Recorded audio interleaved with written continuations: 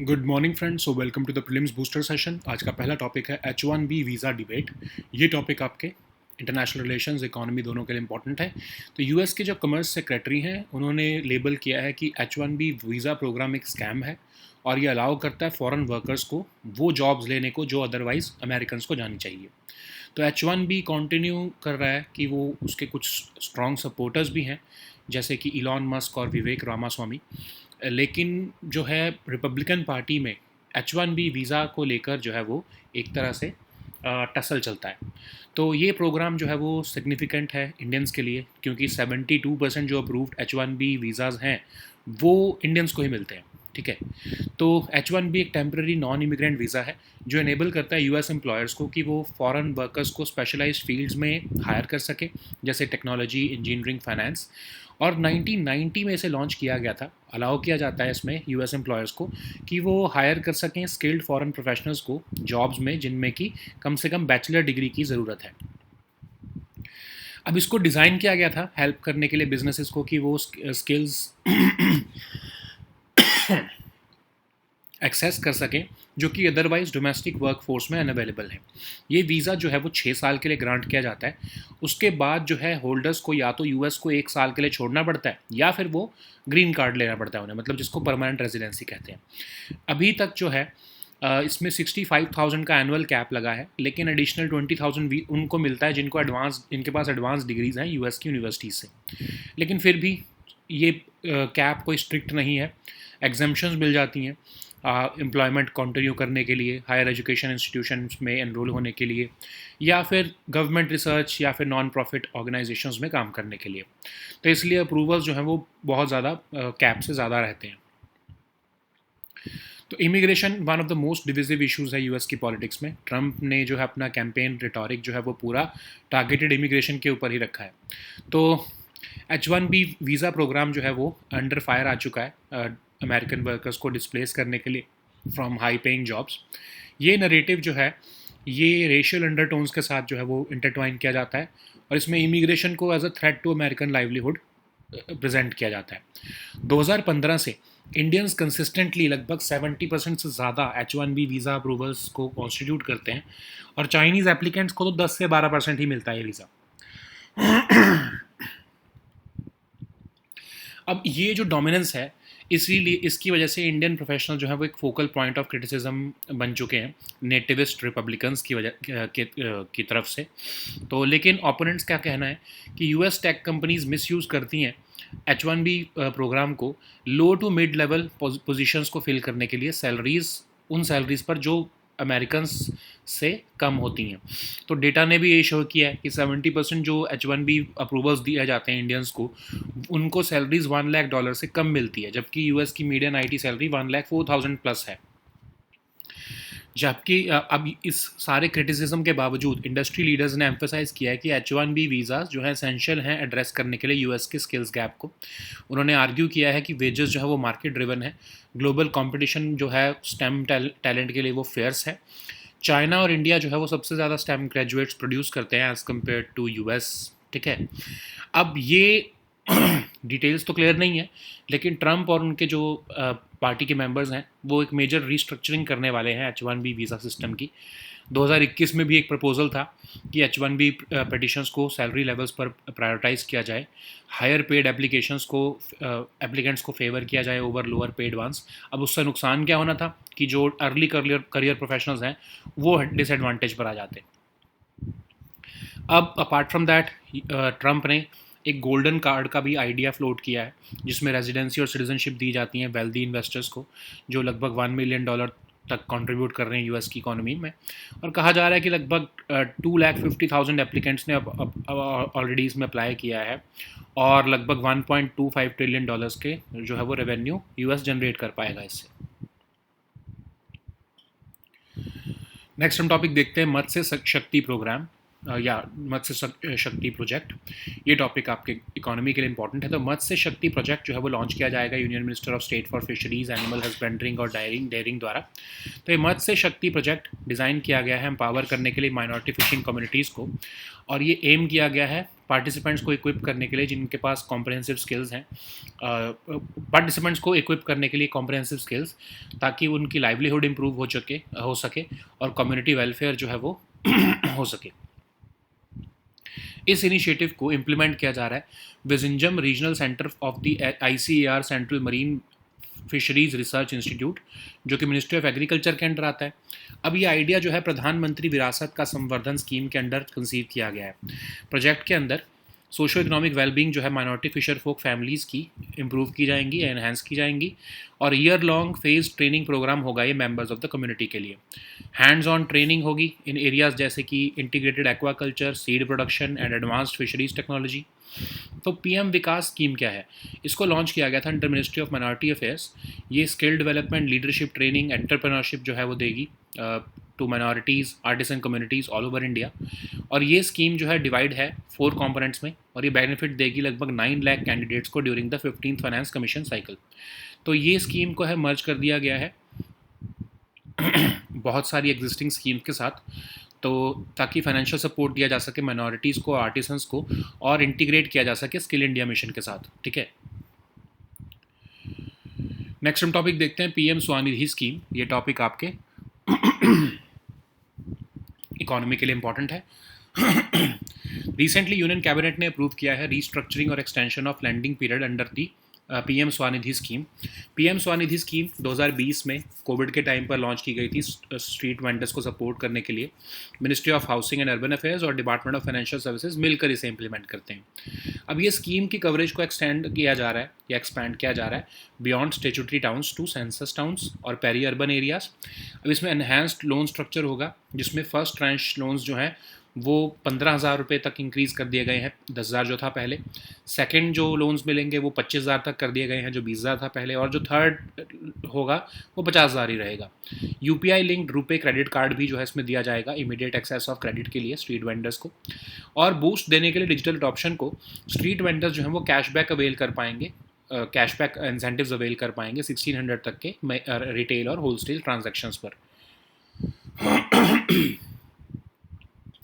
Standard hygiene और food safety training भी दी जाएगी स्ट्रीट वेंडर्स को पार्टनरशिप विद FSSAI के साथ। ठीक है, तो हॉलिस्टिक डेवलपमेंट होगी स्ट्रीट वेंडर्स की, और रिलायबल सोर्स ऑफ फाइनेंस उन्हें मिलेगा अपने बिजनेस एक्सपेंशन के लिए, अपॉर्चुनिटीज़ फॉर सस्टेनेबल ग्रोथ के लिए।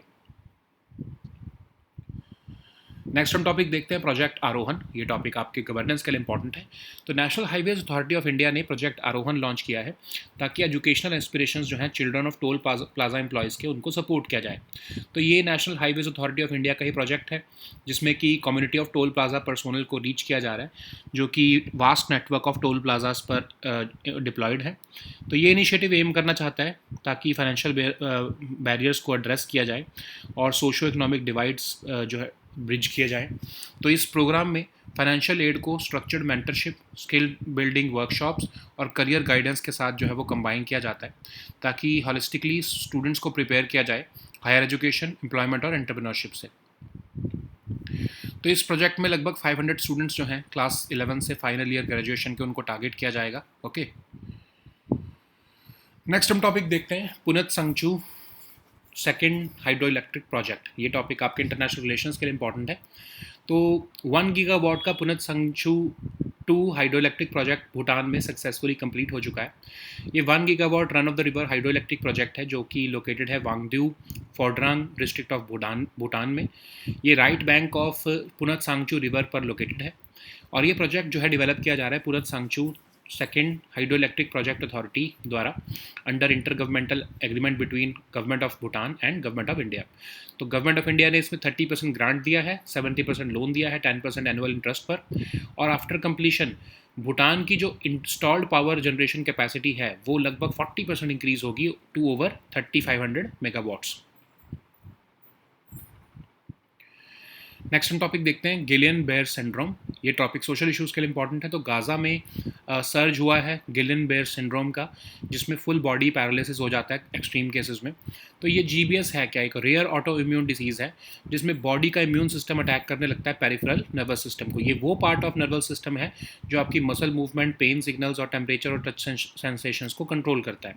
तो GBS को हम acute inflammatory demyelinating poly radio neurotherapy भी कहते हैं, न्यूरोपैथी भी कहते हैं, AIDP। तो ये किसी भी एज में हो सकता है और मोस्ट कॉमनली अफेक्ट करता है लोगों को 30 से 50 की एज में। और एग्जैक्ट कॉज तो इसका नहीं पता है, लेकिन मोस्टली ये वायरल या बैक्टीरियल इन्फेक्शन, वैक्सीनेशन या मेजर सर्जरी के बाद होता है। पेशेंट्स जो है वो अननोन फीवर उनको शुरुआत में आता है, उसके बाद वीकनेस आती है, फिर other nervous system related symptoms emerge होने लगते हैं और जो कि धीरे धीरे इंटेंसिटी में बढ़ने लगते हैं। कुछ केसेस तो बहुत माइल्ड होते हैं, इसका कोई क्योर भी नहीं है, लेकिन मोस्टली तो है ये माइल्ड केसेस होते हैं, लेकिन कुछ केसेस में ये सीरियस इलनेस भी डेवलप कर लेते हैं जो कि फेटल भी हो सकती है। नेक्स्ट हम टॉपिक देखते हैं एक्सपोर्ट प्रमोशन मिशन। ये टॉपिक आपके इकोनॉमी के लिए इंपॉर्टेंट है। तो गवर्नमेंट कंसिडर कर रही है support measures worth 25,000 crore rupees for exporters under export promotion mission, जो कि बजट में अनाउंस किया गया था। तो ये एक फ्लैगशिप इनिशिएटिव है बजट का, जिसमें कि broad based inclusive sustainable export growth over 6 years जो है वो इनेबल करने का प्रोजेक्ट है, खासकर इंडियन एक्सपोर्टर्स को और MSMEs को जो कि बॉटलनेक्स फेस करते हैं। तो इसको ministry of commerce, ministry of MSME, ministry of finance मिलकर चलाएंगे इस प्रोजेक्ट को। डिपार्टमेंट ऑफ कॉमर्स जो है वो लीड डिपार्टमेंट होगा इस मिशन का। अब इसमें 2 सब स्कीम्स हैं, निर्यात प्रोत्साहन और निर्यात दिशा। अब निर्यात प्रोत्साहन के अंदर इंटरेस्ट इक्वलाइजेशन सपोर्ट देना, अल्टरनेटिव ट्रेड फाइनेंस इंस्ट्रूमेंट्स का सपोर्ट देना, क्रेडिट कार्ड देना ई-कॉमर्स एक्सपोर्टर्स को। और निर्यात दिशा में एक्सपोर्ट क्वालिटी कंप्लायंस के लिए सपोर्ट देना, ओवरसीज़ मार्केट डेवलपमेंट करना, branding, export warehousing, logistics, capacity building, ये सब आएंगे। नेक्स्ट हम टॉपिक देखते हैं एक्सरसाइज ब्राइट स्टार। ये टॉपिक आपके सिक्योरिटी के लिए इंपॉर्टेंट है। तो personnel from the armed forces and headquarters integrated defence staff participate करने लगे हैं मल्टीलैटरल एक्सरसाइज ब्राइट स्टार 2025 में, जो कि एक मल्टीलैटरल एक्सरसाइज है hosted by Egypt in conjunction with US since 1980। Amongst the largest tri service multilateral exercise है in the reason. इसको बायनली किया जाता है, लास्ट ये 2023 में हुई थी। So now let us see all these topics in English.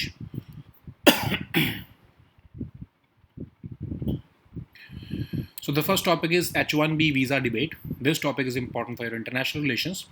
US Commerce Secretary has labeled H-1B visa program a scam, saying that it allows foreign workers to take jobs which should otherwise go to Americans. So H-1B continues to have strong supporters also, including Elon Musk and Vivek Ramaswamy, who highlight its role in bringing global talent to the US. This program remains particularly significant for Indians, who accounted for almost 72% of the approved H-1B petitions in 2023. So H-1B is a temporary non-immigrant visa which enables US employers to hire foreign workers in specialized fields like technology, engineering, and finance. It was launched in 1990 to allow US employers to hire skilled foreign professionals in jobs requiring at least a bachelor's degree. So it was designed to help businesses access skills which are unavailable in the domestic workforce. This visa can be granted for up to 6 years, after which the holders must either leave the US for at least 12 months or obtain permanent residency. Currently, there is an annual cap of 65,000 visas, with an additional 20,000 for individuals holding advanced degrees from US universities. However, not all petitions fall under this cap. Exemptions apply for continuing employment, higher educational institutions, and non-for-profit or government research organizations. So immigration remains one of the most divisive issues in US politics. Trump's campaign rhetoric has often targeted immigration. H-1B visa has come under fire for displacing American workers from high-paying jobs. This narrative is, of course, accompanied by racial undertones, and it frames immigration as a threat to American livelihood. Since 2015, Indians have consistently accounted for over 70% of the H-1B visa approvals, with the Chinese applicants being outnumbered, who remain about 12 to 13% of the beneficiaries. This dominance has made Indian professionals a focal point of criticism from the Republicans. They are saying that US tech companies misuse the H-1B program to fill low to mid-level positions at salaries below what Americans would demand. And this particular narrative is also supported by the fact that data shows that nearly 70% of Indian H1B approvals were for salaries under $1 lakh compared to the US median IT salary of 1 lakh 4,000 plus. Okay, so despite criticism, industry leaders emphasize that H1B visa remains essential for addressing US skills gap. They argued that wages are market driven and the global competition for STEM talent is fierce. With China and India producing far more STEM graduates than the US, Indian and Chinese professionals continue to dominate the high skilled workforce in the US. So, Trump is planning at major restructuring of this H1B visa system. 2021 proposal sought to prioritize H1B petitions based on salary levels. Higher paid applicants would be favored over lower paid ones, and if implemented, such a change would heavily disadvantage early career professionals. In parallel, Trump has floated the idea of a golden card, offering residency and citizenship to wealthy investors, and it has already attracted about 250,000 applicants, generating about 1.25 trillion investments in the US. So the next topic is Matsya Shakti project. This topic is important for your economy, for your governance section. So Matsya Shakti project will be launched by the Union Minister of State for Fisheries, Animal Husbandry and Dairying. So Matsya Shakti project is designed to empower minority fishing communities. It aims to equip participants with comprehensive skills for improved livelihoods and community welfare. This initiative will be implemented by the Vizhinjam Regional Center of the ICAR, that is Central Marine Fisheries Research Institute. It is conceived under the Pradhan Mantri Virasat Ka Samvardhan scheme. This project seeks to enhance the socio-economic well-being of minority fisherfolk families in the district. It promises a year-long phased training program for members of the community through hands-on training in areas such as integrated aquaculture, seed production, and advanced fisheries technologies. What is PM Vikas scheme? It was launched under the Ministry of Minority Affairs as a central sector scheme to provide skill development, leadership training, and entrepreneurship to minorities and artisan communities all over India. It is expected to benefit around 9 lakh candidates during the 15th Finance Commission cycle. It has already submerged 5 already existing schemes, and the merging of this scheme provides financial support to minorities and artisans while also integrating Skill India mission. So the next topic is PM Swanidhi scheme. This topic is important for your governance section. Recently, Union Cabinet has approved the restructuring and extension of the landing period under PM Swanidhi scheme, which was launched in 2020 to support street vendors who were facing hardships during the COVID pandemic. So it is implemented jointly by the Ministry of Housing and Urban Affairs and Department of Financial Services. So the scheme's coverage is being expanded beyond statutory towns to census towns, peri-urban areas. The enhanced loan structure includes first tranche loans increased up to 15,000 rupees from 10,000, and second tranche loans increased up to 25,000 rupees from 20,000, while the third tranche remains unchanged at 50,000 rupees. So the introduction of UPI linked RuPay credit card would also provide immediate access of credit to the street vendors. In order to give boost to digital adoption, the street vendors can also avail cashback incentives of up to 1,600 rupees on making retail and wholesale transactions. Standard hygiene and food safety training would be conducted for street vendors in partnership with FSSAI. So it also envisages holistic development of street vendors by offering a reliable source of finance to support business expansion and opportunities for sustainable growth. So the next topic is Project Aarohan. This topic is important for your governance section. Recently, National Highways Authority of India has launched this Project Aarohan with an objective to support the educational aspirations of the children of toll plaza employees. So it was launched by the National Highway Authority of India. This nationwide project will reach a community of toll plaza personnel which are deployed at a vast network of toll plazas on national highways.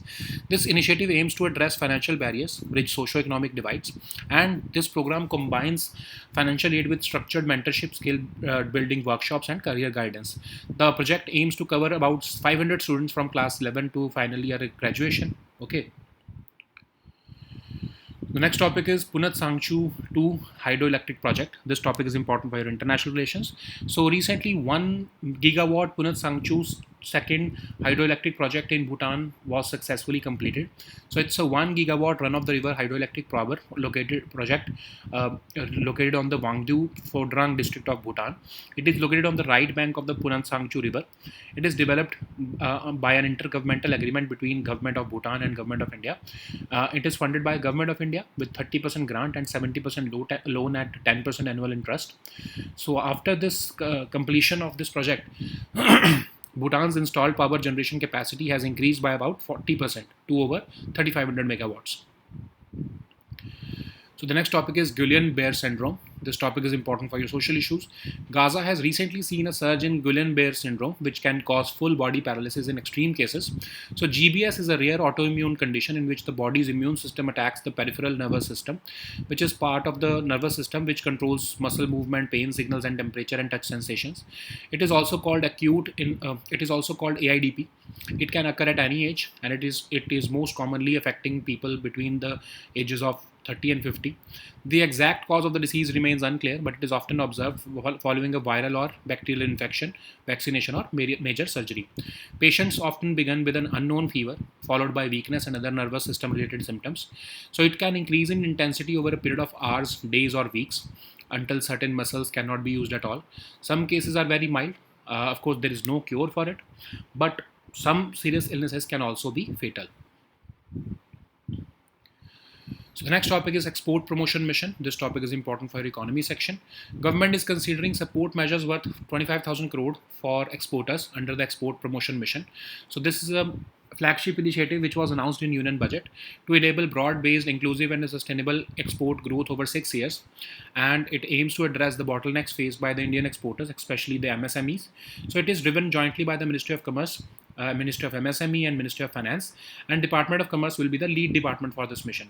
There will be two sub-schemes. First is the Niryat Protsahan, under which interest equalization support for alternative trade finance instruments, a credit card for e-commerce exporters will be provided, and under Niryat Disha, support for export quality compliance, overseas market development, branding, export warehousing and logistics, and capacity building will be integrated to more Indian enterprises so as to integrate more Indian enterprises into global value chains. So the next topic is exercise Bright Star. This topic is important for your security section. Personnel from the armed forces and headquarters of Integrated Defense Staff are set to participate at the multilateral exercise Bright Star 2025, which is a multilateral exercise hosted by Egypt in conjunction with the US since 1980. It is among the largest tri-service multilateral exercise in the region.